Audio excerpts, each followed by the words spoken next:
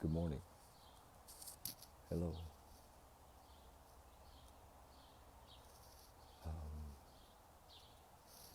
The thought that comes this morning is, I thought, for me, an idea for me, but maybe an idea for all of us. Um, and that's not, not to take ourselves so seriously. I had a friend, teacher, Paul Lowe, and Paul used to say all the time, don't take it too seriously. And so here's the fact, though. Fact is that at one level, most of us have no idea who we are. Now, even that, when that realization docks, when we really get that, can be an opportunity to get caught up in that.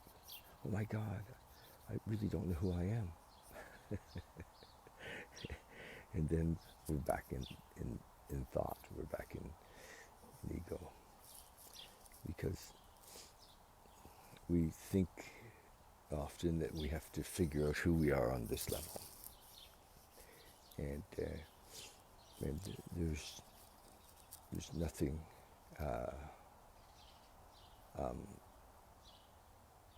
there's nothing to see here, really. There's just a story, and there's the story of where we live, or the story of how we are in the system, the story of us as parents or children, or and that's a sweet story, but it's not who we are. We are, that story's happening inside of who we are, or outside of who we are. So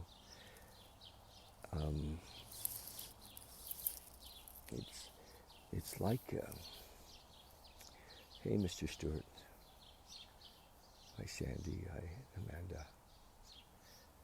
So the trap we're in, for most of us, is this trap of who we think we are. And today, when I was going to come and speak, and of course my ego says, well, David, you always say the same thing. and, you know, and I guess that for the most part, I do. I mean, most of what we see out there are teachings for how teachings to help us to live within the illusion, to be a better player in the game. And what I see that happens in the say in the spiritual teachings in the 12 steps, or with many of the teachers that I've been blessed to be with, is that we don't need to be a better player in the game. There's no real satisfaction that comes from being a better player in the game. We're always driven to want more, or we've maybe actually given up, which is different than surrender in the game. We've said, fuck it, the dice are loaded. Like we've heard before, the dice are loaded. I can't win in this game. And at one level, that's true. There's no winning at this game. We see who we are, playing out our role, playing out from our place of who we think we are. Then we can surrender. And it's a different kind of, it's not a giving up. It's a surrender. It's a, oh, yes, fuck. How silly I've been. You know, chasing the dollar, you know, chasing relationships, chasing causes, you know, making our life about those things.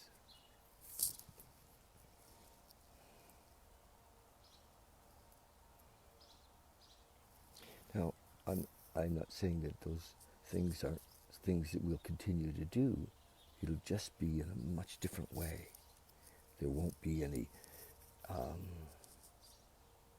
it'll be at a much higher level of acceptance, of total acceptance and love.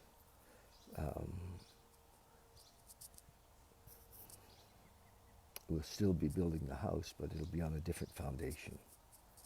And it's a foundation of recognizing that we are one with this. We're not against it, it's not against us. We're no longer stuck in the fear of not getting enough, or getting it wrong, or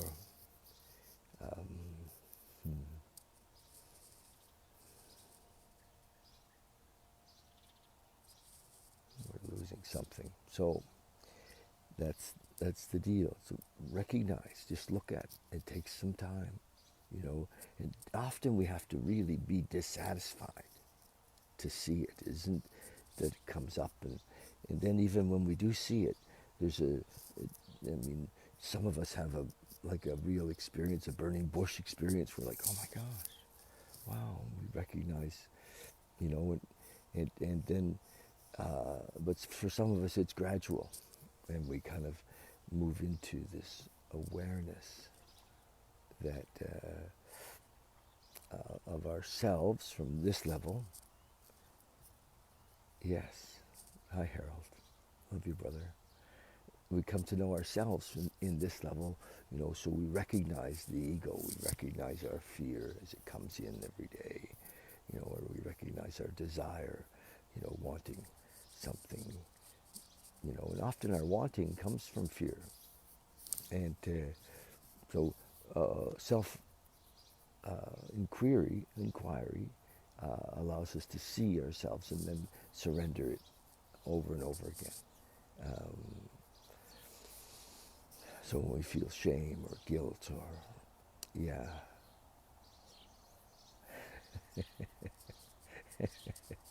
Tracy says, and then you move to the West Coast. Maybe. Yes, maybe. So,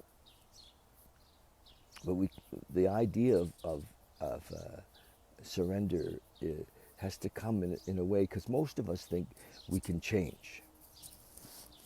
Wow, I can be better at this, or I can change. We want to stay in the game and change, and surrendering and allowing, not allowing because it isn't even us, it's allowing, but just surrendering takes us to our natural state. In our natural state, it's unconditional love. Our natural state is this. It's the bliss. It's the oneness. It's beautiful. Just breathe it in.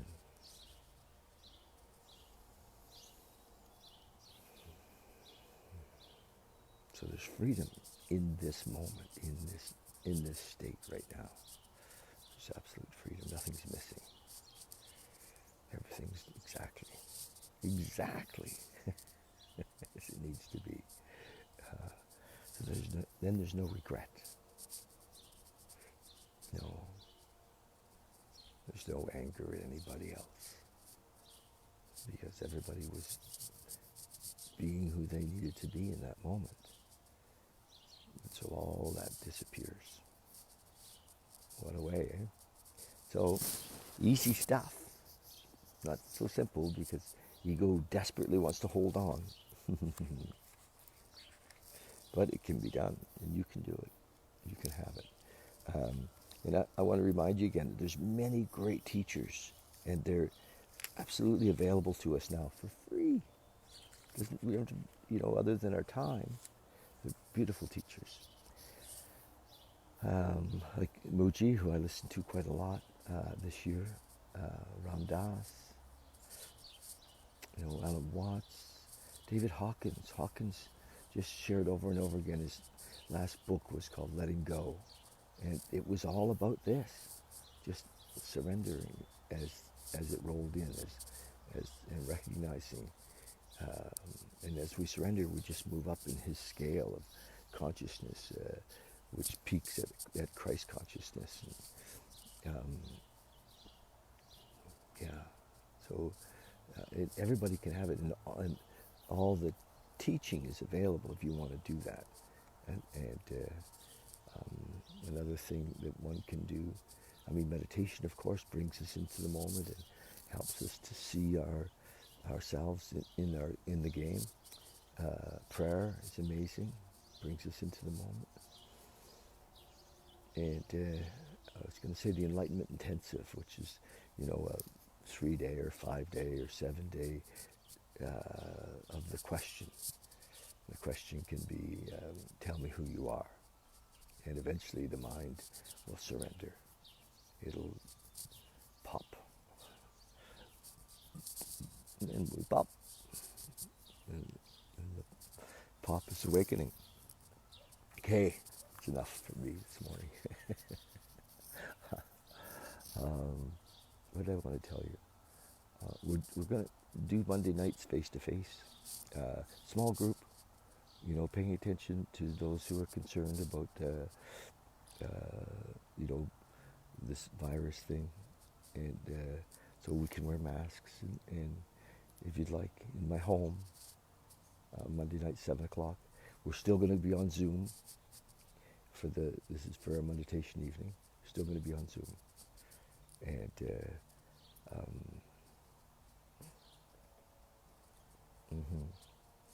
I've been calling it a meditation night, but it's really, as I learn more, about what the terminology of things, it's really a satsang. It's which is like a spiritual conversation, and in which we do some meditation. So Monday nights, love to have you join us. So this is the reading from this little book that was written in 1954, and this is what we've been doing every morning here since the 1st of May. This is July 15th, so 2.5 months only. It's pretty cool. And around 9 o'clock. July 15th, thought for the day. Is today the 15th? It is, isn't it? I just never remember what day it is. Can somebody say?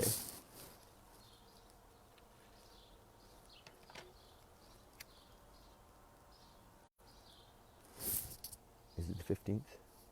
Anybody there?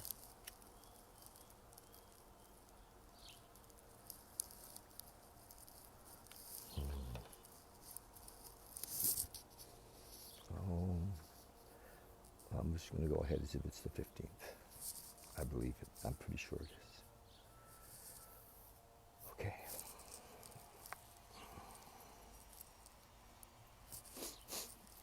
July 15th, thought for the day. After we had sobered up through the 12-step program, and that 12-step program, by the way, is just an amazing program to awakening. It really is. We often think that the 12 steps used in NA or CA or AA, oh, thanks, Preston. We think it's just about relieving us of this affliction. It's not. It's an amazing passageway to awakening. So have a look at it. It's not just for alcoholics and addicts, it's for everybody. After we've sobered up through the AA program, we gradually begin to get a peace of mind, and serenity, which we never thought were possible. That's what I'm talking about. This peace of mind is based on a feeling that fundamentally all is well. That's it. Nothing is out of place, not a hair. It's all exactly as it needs to be in each moment.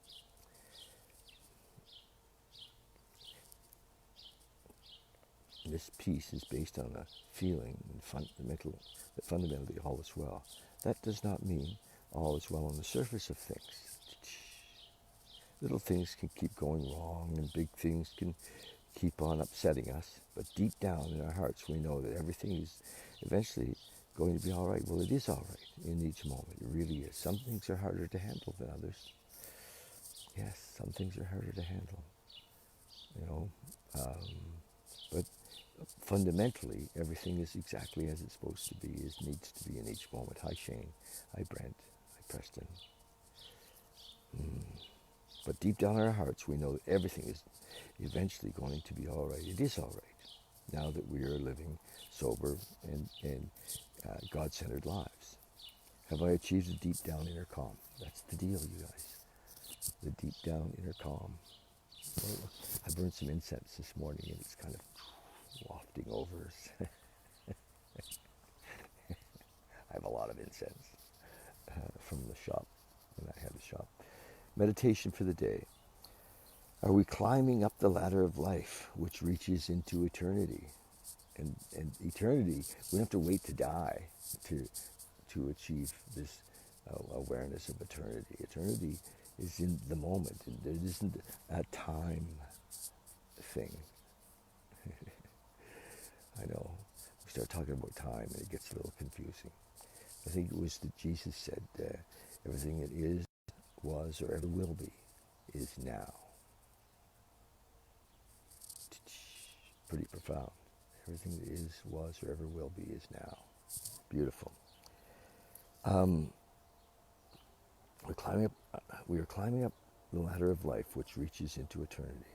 Would God plant our feet upon an insecure ladder? No, I think not. Life is always for us. Its supports may be out of sight, hidden in secret places.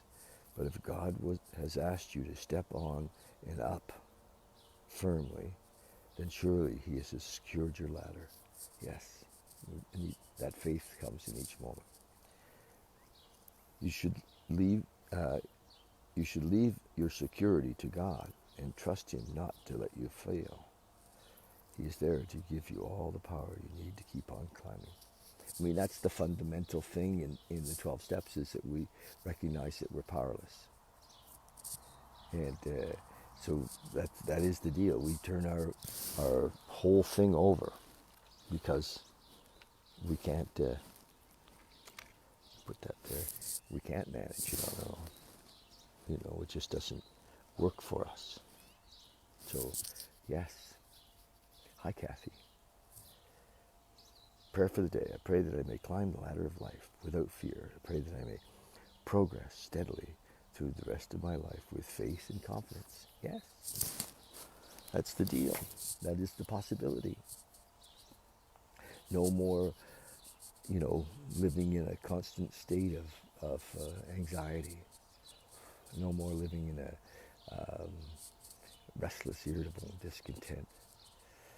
No more conniving. Yeah.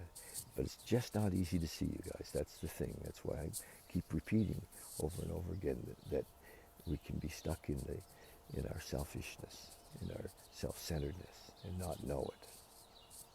And but the results are there. And,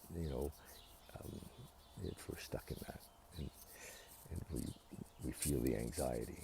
I remember when I first sobered up, I felt like I had a football in my stomach. It was just like this tension that was there all the time.